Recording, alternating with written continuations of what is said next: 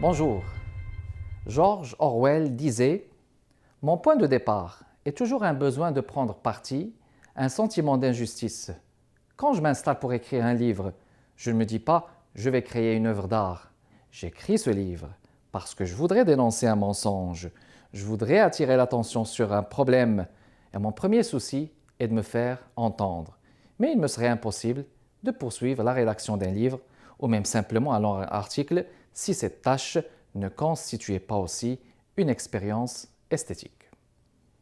Nous avons le plaisir d'accueillir aujourd'hui Jocelyne Langlois, auteure, membre de l'UNEC, de la Société littéraire de Laval, de la Fédération québécoise du loisir littéraire et membre professionnel du regroupement des artistes en art visuel.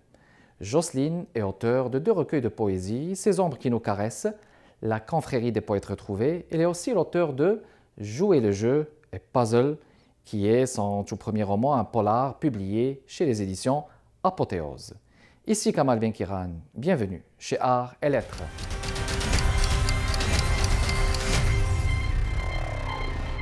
Jocelyne, bonjour. Bonjour Kamal. Heureux de t'accueillir chez Art et Lettres, polyvalente, auteur et artiste peintre. J'ai d'ailleurs tes livres ici. De par votre polyvalence, j'aimerais d'abord savoir votre approche de l'art. J'ai parcouru un peu vos œuvres plus ou moins. Comment est-ce que vous définissez l'art dans votre vie quotidienne chaque jour, dans votre approche artistique? Comment est-ce que vous définissez l'art pour vous? Ça fait longtemps que je suis artiste, je l'ignorais. C'est une passion, c'est une obsession. Quand je suis en période de créativité pour faire une toile, je vais avoir une idée, je vais l'exploiter. Parfois, ce sont des œuvres figuratives. Ça va bien, c'est de l'observation. Quand je fais de l'abstraction, c'est une autre paire de manches. Je vais puiser dans mes émotions. L'écriture, c'est ma passion. On ne peut pas écrire un roman sans y consacrer tout son temps, toute son énergie. C'est à temps plein parfois. Oui. Donc, j'ai choisi d'écrire la poésie parce que c'est un peu comme un tableau. On débute un tableau, on le termine. Un poème, c'est la même chose. On le débute, on le termine.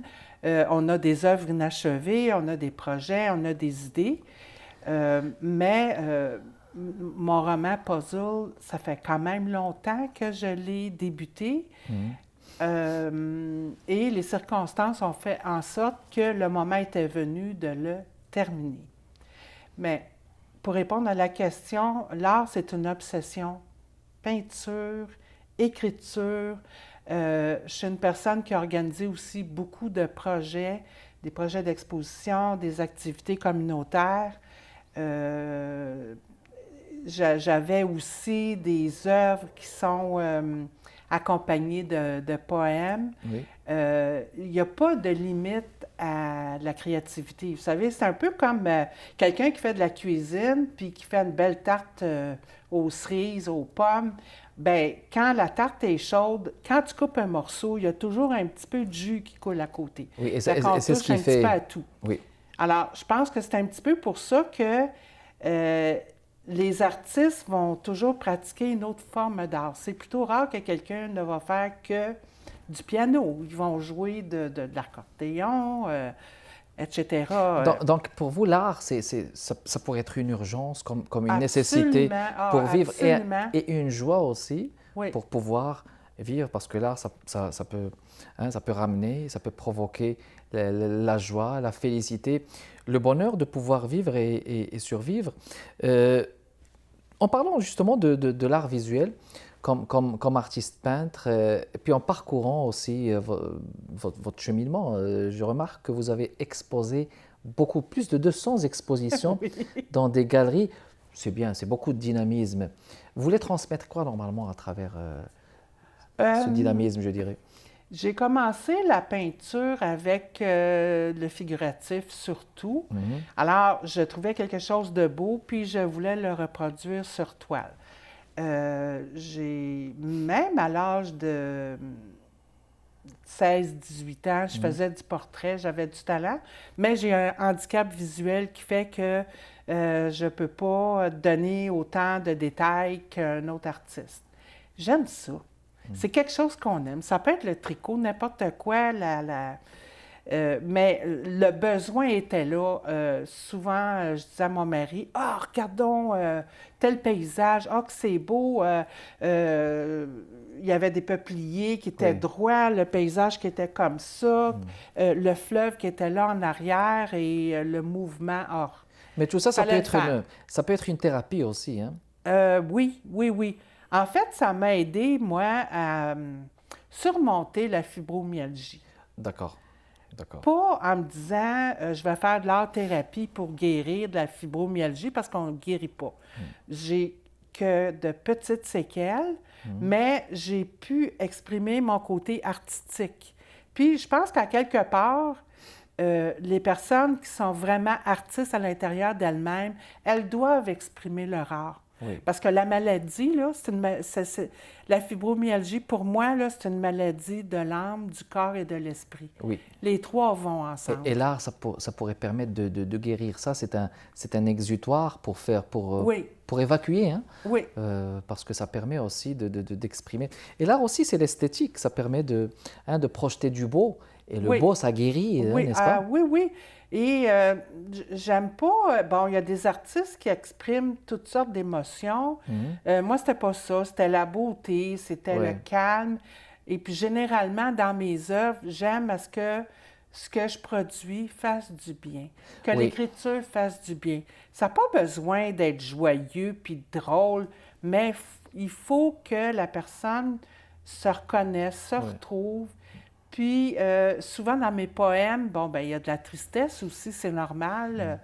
Ça se termine souvent sur une note joyeuse, une petite twist à quelque part, Quelque qui part, fait permet, un élément de surprise.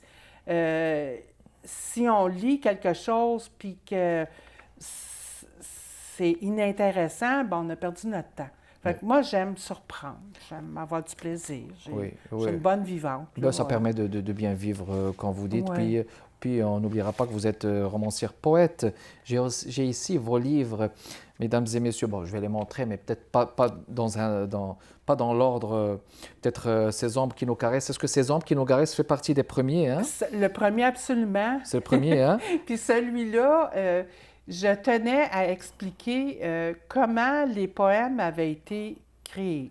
Les circonstances de création. Donc, on enchaîne avec la confrérie des poètes retrouvés et puis Jouer avec le feu, qui est aussi un recueil donc publié chez l'Apothéose. Et votre dernier puzzle avec cette belle couverture rouge, un polar de Jocelyne Langlois. On va en parler beaucoup plus en détail, mais on va le faire après la pause, mesdames et messieurs. Restez avec nous.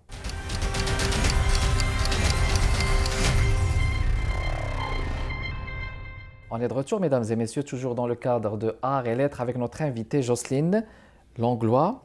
De retour avec vos livres Ces ombres qui nous caressent, un recueil de poèmes?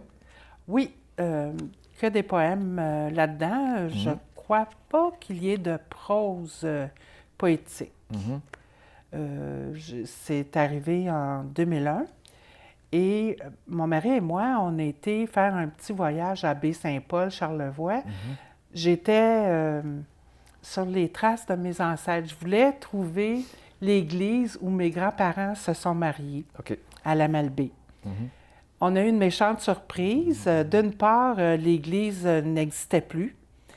Il y avait eu un incendie. Alors, l'église a été, la paroisse a été transférée ailleurs avec une nouvelle église. Et d'autre part, il y a eu une canicule épouvantable qui a fait en sorte que on n'avait pas le droit de faire des feux de camp. Nous, on était partis camper. J'ai le goût de rire parce que mon mari ne voyage pas léger. Alors, on partait pour environ 10 jours avec 9 bouteilles de propane, un vignier de vin rouge, un vignier de vin blanc. Je pense qu'on avait un 26 onces de vodka. En tout cas, on est revenu, on n'avait presque rien bu, mais c'était juste agréable. La première journée où on a eu le droit de faire un feu de camp, c'était parce qu'il pleuvait. Alors, on a fait le feu de camp quand même, mais là, on fait quoi? Tout à coup, dans ma tête, dans cette magnifique région, là, on était au camping Le Genévrier à Baie-Saint-Paul. J'ai entendu des mots dans ma tête, des phrases dans ma tête, et ça n'arrêtait pas. Oui. Ça a donné ce recueil-là. Donc, La première partie. Le feu sacré avec 3 volets, feu sacré, la montagne sur l'île et mi-figue, mi-raisin de ces ombres. J'ai cette envie irrésistible, rien que de partager donc, avec nos téléspectatrices et téléspectateurs un petit passage, si vous le permettez. Bien sûr. Alors, bon, je vais le faire au hasard. Et puis je tombe sur Mont de Vénus. Et on sait tous que Vénus veut dire la montagne couche en ville, avec ses baies en ville, parfois séniles, mais surtout très tranquilles. Pour atteindre le sommet, l'homme emprunte ses courbes sinueuses en circonvolution dans la circulation, s'arrêtant un moment pour admirer sa vallée de volupté, donnant libre cours à sa masculinité et à son double de féminité. C'est une belle avalanche de mots et de rimes aussi, peut-on dire. Oui, je me suis assez amusée dans ce poème-là. J'aime aussi que ma poésie contienne de l'humour parce que c'est en moi. Oui.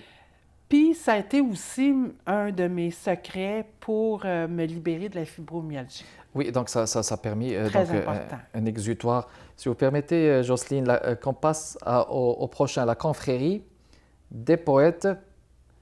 Retrouvez, mesdames et messieurs, les éditions Première Chance. C'est quoi la thématique? Dans celui-ci, j'ai débuté le livre avec des poèmes qui accompagnaient certains de mes tableaux. Des haïkus? Non, il y a des haïkus là-dedans aussi, oui. Vers la fin du livre. Vers la fin, oui. Puis qui ont aussi, c'est encore une histoire d'inspiration. Je suis chanceuse de pouvoir me lever. À ce moment-là, je travaillais à temps plein. OK. Puis, le vendredi soir, j'ai dit à mon mari, Louis, ça me travaille. J'ai l'impression que quand je vais me lever demain, je vais écrire quelque chose. J'ai écrit une série de haïkus dans ma fin de semaine. Je pense qu'il y en a 32. Assez bien, en tout cas que moi j'aimais, que mon mari aimait. Une autre fin de semaine, je dis à mon mari, me semble qu'il serait beau en anglais ces haïkus-là. Ah, c'est une bonne idée. Alors, j'ai procédé. Lui est meilleur que moi en anglais. Même si je suis traductrice, ma spécialité, c'est de traduire de l'anglais au français. Oui. Donc, on a fait le tour ensemble et puis avec le résultat que ça a donné. Qu'on a ici, hein. Des haïkus, on voit ici aussi que c'est traduit de l'anglais en français. Oui. Odeur du café, chaud comme la nuit passée, avec mon fiancé, paysage virtuel, évasion artificielle, il faut s'en parler. Très intéressant. Puis, ce qui est intéressant aussi, d'après ce que je vois dans vos livres, c'est que donc vous donnez la chance non seulement à la diversité des langues, mais à la diversité des genres littéraires aussi. Donc, oui, comme artiste visuel, je ne veux pas être catégorisée dans quoi que ce soit. Dans un genre précis. Dans un genre précis. Si j'ai le goût de dessiner, je dessine. Si je veux faire de l'huile, de l'encre de Chine, des techniques mixtes, figuratives, de l'abstraction, c'est ma liberté. Exactement. Il y a des artistes, pour les galeries, c'est mieux quand un artiste a une signature. Oui. Quand on regarde une œuvre, les collectionneurs cherchent ça, on regarde l'œuvre, on dit « Ah, regarde le coup de pinceau, c'est un tel, une telle. » Moi, je ne veux pas. Donc, pour vous, ça ne m'intéresse pas. Et puis, on passe au troisième jouet avec le feu dans des frissons. Oui. C'est-à-dire? Certains. Oh oui, parce qu'il y a des textes qui sont là-dedans un petit peu hot. Oui. Il y a là-dedans aussi une anecdote. Je me suis levée un matin, encore une fois, puis j'ai eu de l'inspiration. Je voyais le volcan, un peu vulcain, et la déesse Vesta, la femme, puis un brasier entre ces deux-là. Et puis j'ai concocté une espèce d'histoire d'amour. Imaginaire, oui. Oui, et je parlais du mont Kilauea, Oui, qui est venu en éruption assez grave, oui. au point qu'on a dû faire sortir les gens Faire de sortir. l'île. Et puis Oui. je vois qu'il y a des illustrations qui sont Oui. intéressantes, donc avec des œuvres numérotées. Alors on va encore en parler, mais on va le faire après la pause. Restez avec nous, mesdames et messieurs.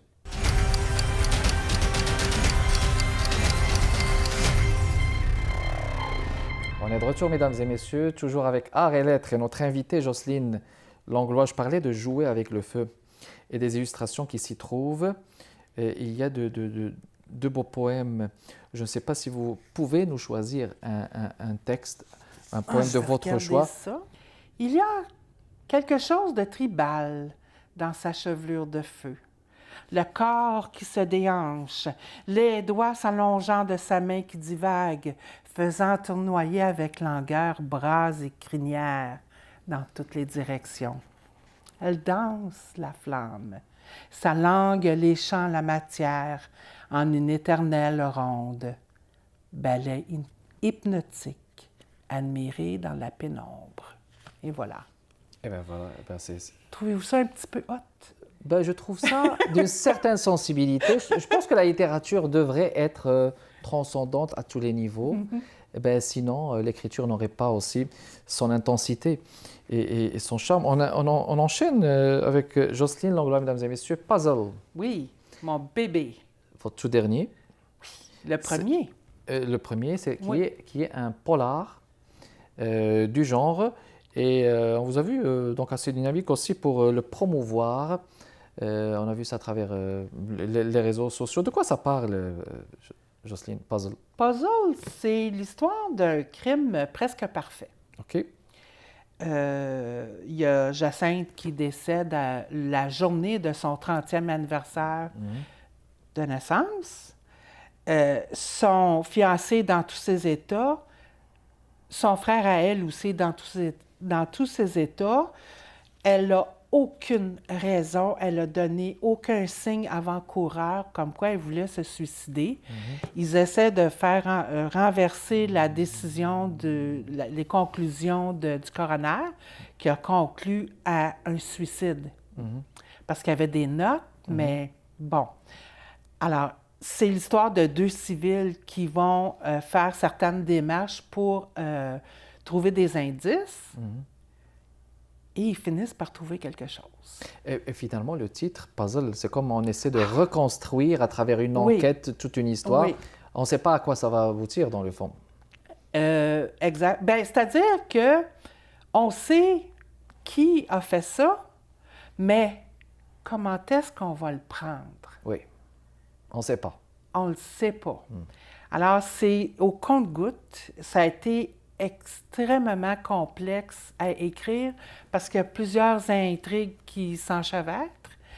Et il faut faire attention quand est-ce qu'on dévoile des choses. Oui. Alors, j'ai essayé d'avoir une progression, une montée dramatique, garder des éléments de surprise jusqu'à la fin. Ça vous a pris combien de temps pour l'écrire, Jocelyne? Bien, j'ai écrit un bon bout en 1984. Il me restait seulement la conclusion à faire. Oui. Mais dans ce livre-là, bon, il y a un côté imaginaire. Mettons, du côté ésotérique, là, c'est une pseudo-science. On s'entend là-dessus. Oui. Il y en a qui y croient, il y en a qui n'y croient pas. Oui. Mais tout le reste, c'est authentique à 100%. J'ai tout vérifié, y compris la température du jour. Même la température. Ben, c'est Même ça, la c'est ça un température. travail poussé de roman parce qu'il n'y a pas que. Extrêmement Oui. poussé. J'ai un certain âge, je me souvenais de certains éléments historiques. Je suis allée vérifier l'information, j'ai combiné ça avec différents éléments. J'ai voulu intégrer un petit peu de poésie, un petit peu d'histoire. Oui. Mais ça couvre la période des années 30 jusqu'à 1981. Le Québec a énormément évolué. À ce moment-là. À ce moment-là, on voit l'influence de l'Église catholique, l'emprise qu'ils avaient sur les familles, les femmes. etc. Donc, vous j'ai avez travaillé très, très fort. Vous, Ouais. vous l'avez fait Je ne suis pas aboutir. sûre d'avoir répondu à votre question. Non, non, mais je pense que vous avez répondu. Moi, je saisis. Mais vous me donnez le goût, parce que j'ai parcouru tout à l'heure des extraits. J'ai même une idée de quoi il s'agit. C'est pour ça que je vous propose de partager une petite lecture d'extrait, Oui. si vous le voulez bien, Jocelyne. D'accord. Nous bien sommes sûr. à la page que vous avez marquée même. D'accord. Alors là, on parle de Xavier. Mhm. Celui qui aime tout planifier d'avance voit son horaire bousculé cette année-là. Il était étudiant à ce moment-là. Une belle surprise l'attendait au détour d'un sentier du jardin botanique où il allait se promener pendant la pause repas, un samedi où il faisait vraiment beau. Sans même lever le petit doigt, une déesse vint à sa rencontre. Elle lui dit avoir perdu son chemin. Pourra-t-il lui indiquer la sortie? Il lui prend le bras et l'accompagne jusqu'au portail. Cette femme, aux yeux bleus de porcelaine et à la peau de pêche, il en tombe éperdument amoureux et il sait avec certitude qu'elle deviendra son épouse et la mère de ses enfants.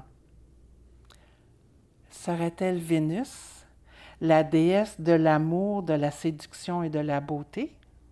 Ou Circé, l'ensorceleuse? Yolande incarne plutôt Vesta, déesse vierge du foyer, de la maison et de la famille, qui symbolise le feu sacré brûlant dans son foyer et ses temples. Elle ne peut que le compléter, lui, futur étudiant de la fission nucléaire, s'identifiant à Vulcain, dieu du feu, de la forge des volcans, des métaux et aussi le patron des forgerons.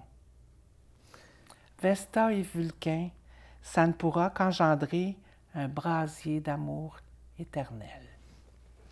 Très sensible. Merci beaucoup de cette lecture. Alors, les gens qui voudraient acheter, c'est jocelynelanglois.com. Est-ce qu'ils pourront trouver le livre, justement? Oui, ils pourront le trouver. Ils peuvent le trouver dans 38 librairies indépendantes, sur Renaud-Bré, Archambault, Distribue-Livre, et les gens en Europe aussi peuvent le commander sur Amazon, très en bien. France. Oui. Puis à d'autres endroits, Electre et puis la FNAC. Là. Excellent. Donc, Ouais. il est disponible, j'imagine, Oui, même puis, avec... via moi aussi, via- là, Alors, c'est sûr.